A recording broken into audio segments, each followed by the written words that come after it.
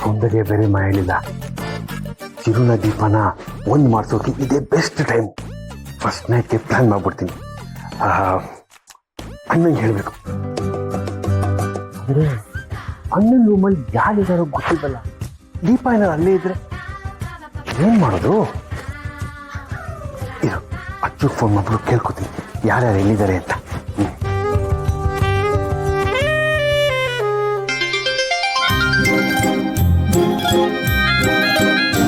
ಚಿಕ್ಕಪ್ಪ, ಅಚ್ಚು ಎಲ್ಲಿದ್ಯಾ?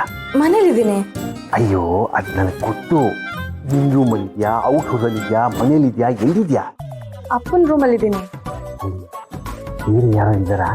ಇಲ್ಲ, ನಾನು ಅಪ್ಪ ಇಬ್ಬರೇ ಇರೋದು. ಏನ್ ವಿಷಯ? ದೀಪ ಇಲ್ಲ ತಾನೆ? ಇಲ್ಲ. ಒಳ್ಳೇದಾಯ್ತು. ಫೋನ್ ಸ್ಪೀಕರ್ ಸ್ವಿಚ್ ಆನ್ ಮಾಡು, ಅಣ್ಣನ ಮುಂದೆ ಇಟ್ಕೋ. ಸರಿ, ಸ್ಪೀಕರಿಗೆ ಹಾಕಿದ್ದೀನಿ, ಕೇಳಿಸ್ಕೊತಿದ್ದಾರೆ, ಮಾತಾಡಿ. ಅಣ್ಣ, ಎಷ್ಟು ದಿವಸ ಈಗ ದೇವರ ದಯದಿಂದ ಇಬ್ರು ಒಂದಾಗಿದ್ದಾರೆ. ಇಬ್ರು ಗಾಢವಾಗಿ ಪ್ರೀತಿ ಮಾಡ್ತಿದ್ದಾರೆ. ಇಬ್ರು ಒಟ್ಟಿಗೆ ಬೇರೆ ಇದ್ದಾರೆ. ಈ ಸಮಯದಲ್ಲಿ ಅವರಿಬ್ರು ಒಟ್ಟಿಗೆ ಸೇರ್ಸೋಣ ಅಂತ. ಈ ಸಮಯದಲ್ಲಿ ಅವರಿಬ್ರು ಸಂಬಂಧನ ಇನ್ನೂ ಗಟ್ಟಿ ಮಾಡೋಣ ಅಂತ ಪ್ಲಾನ್ ಮಾಡ್ತಾ ಇದ್ದೀನಣ್ಣ.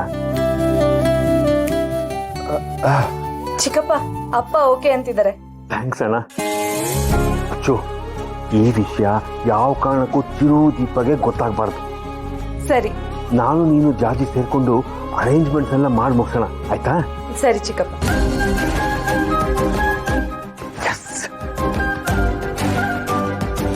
ಏನ್ರಿ, ನೀವು ಜಾಜಿ ಅರ್ಚನಾ 3 ಜನ ಸೇರ್ಕೊಂಡು ಏನ್ ಮಾಡಕ್ ಹೊರಟಿದ್ದೀರಾ?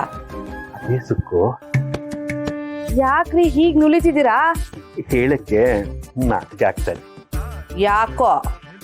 ನಮ್ ಫಸ್ಟ್ ನೈಟಿಗೆ ಅರೇಂಜ್ಮೆಂಟ್ ಮಾಡಿದ್ರಲ್ಲ, ಅದೇ ತರ ಇವತ್ತು ಚಿರು ದೀಪಾಗೂ ಫಸ್ಟ್ ನೈಟ್ ಅರೇಂಜ್ಮೆಂಟ್ ಮಾಡೋಣ ಅಂತ ಇದ್ದೀನಿ. ಏನ್ರಿ ಕರ್ಮ ಇದು? ಸೌಂದರ್ಯ ಮನೇಲಿ ಇಲ್ದೇ ಇರೋ ಟೈಮಲ್ಲಿ ಯಾಕ್ರಿ ಬೇಕು ನಿಮ್ಗಿದೆಲ್ಲ? ಒಂದಾಗಿರೋ ಜೋಡಿನ ಇನ್ನೂ ಹತ್ರ ಸೇರಿಸಿದ್ರೆ ಪುಣ್ಯ ಬರುತ್ತೆ ಸುಕ್ಕು. ದೂರ ಕಳ್ಸೋರ್ಗೆ ಪಾಪ ಸುತ್ಕೊಳುತ್ತೆ. ಇದನ್ನ ನನ್ಗೆ ಹೇಳ್ತಿದ್ರ ಅಂತ ನನಗ್ ಚೆನ್ನಾಗ್ ಗೊತ್ತು. ನಾನು ಇದನ್ನ ಒಪ್ಪಲ್ಲ. ನಿನ್ ಪರ್ಮಿಷನ್ ಯಾರಿಗೆ ಬೇಕು? ಅಣ್ಣ ಒಪ್ಪಿಗೆ ಕೊಟ್ಟಾಯ್ತು, ಮಾಡಿಸೋದೆ ಇವತ್ತು. ಸೌಂದರ್ಯನ್ ಗೊತ್ತಾದ್ರೆ ಏನ್ರಿ ಮಾಡ್ತೀರಾ? ಹೇಳಿದ್ರೆ ನೀನ್ ಹೇಳ್ಬೇಕು. ಆದ್ರೆ ನಿನ್ ಬ್ಯಾಡ್ ಲಕ್ಕು, ಸೌಂದರ್ಯಂಗೆ ಫೋನೇ ಕನೆಕ್ಟ್ ಆಗ್ತಿದ್ವೆ.